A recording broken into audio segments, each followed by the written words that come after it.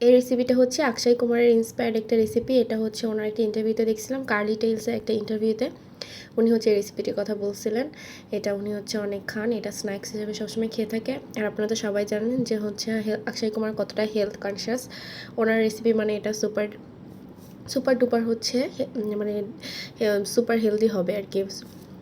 তো ফার্স্টে হচ্ছে আমি দেখলেনই তো একটা বিটরুটের অর্ধেক পরিমাণ নিয়েছি, সেটাকে আমি গ্রেট করে নিয়েছি। তারপর একটা কাঁচামরিচ ছোটো ছোটো করে কেটে নিয়েছি, এটা আপনি দিতেও পারেন, অথবা এর পরিবর্তে আপনি গোলমরিচের গুঁড়ো দিতে পারেন। আমি অবশ্য দুইটাই দিয়েছি। তারপর একটু পেঁয়াজ কুচি দিয়েছেন, যদি ওরা পেঁয়াজ কুচি কাঁচামরিচ এই দুইটা ওরা দেয় না, বাট আমরা যেহেতু বাঙালি আমরা এইভাবে হচ্ছে চপ বানিয়ে খেতে অভ্যস্ত, এই জন্য আমি এই দুইটা জিনিস অ্যাড করেছি। আর যেহেতু ফার্স্ট টাইম বিটরুট খেতে তো এমনিতেই ভালো লাগে না, কেমন কী লাগবে তা না জেনে আমি কীভাবে কী করবো, এই জন্য মানে একটু বাঙালি আনাতে একটু রান্না করে করার ট্রাই করেছিলাম। তারপরের মধ্যে আমি একটা ডিম দিয়ে দিয়েছি আর একটু পিঙ্ক সল্ট দিয়ে নিয়েছি।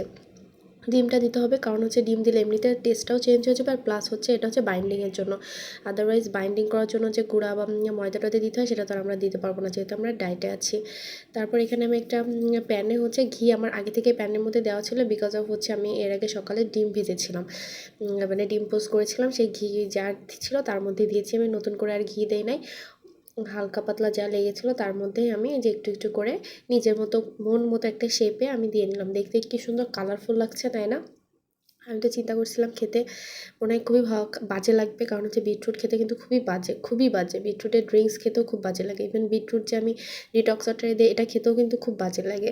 এই জন্য চিন্তা করছিলাম এটাও হয়তো খাওয়া যাবে না, এই জন্য আমি অর্ধেক পরিমাণ নিয়েছিলাম, আর চিন্তা করছিলাম খুব কম হবে, হয়তো 3-4টা হবে, বাট দেখি অনেকগুলো হয়ে গেছে। যাই হোক, আর আমিও একটু পাতলা পাতলা করে দিয়েছি। তারপর দেখছেন যে কিছুক্ষণ রাখার পর মানে 5-6 মিনিট রাখার পর এরকম সুন্দর করে কুক হয়ে গেছে আর ভাজা ভাজা হয়ে গেছে। আর আমি এখানে আর একটু হচ্ছে বাটার মাখিয়ে কিচ্ছু দিই নাই। তারপরে দেখেন কত সুন্দর হয়ে গেছে। তারপর এটাকে আমি তুলে রাখবো। তুলে এর মধ্যে আমি এক্সট্রা একটা জিনিস, এটা আমি ভাবছিলাম যে খাওয়া যাবে না, এই চিন্তা করেই কিন্তু আমি এই মানে হচ্ছে যে পেপারনিটা মানে চিকেন পেপারনিটা এটা আমি দেওয়ার চিন্তা করেছিলাম। আদারওয়াইজ আমি কখনোই দিতাম না এটা। ঠিক আছে, আমি ভাবছি যে খাওয়াই যাবে না, এই জন্য এটা দিলে যদি একটু খাওয়া যায়। তারপরে যে ওটা আমি হালকাটা ভেজে নিয়েছি, নিয়ে এভাবে ডেকোরেট করেছিলাম। কিন্তু মানে বিশ্বাস করেন এত মজা, মানে চিকেনটা ছাড়াই এত মজা।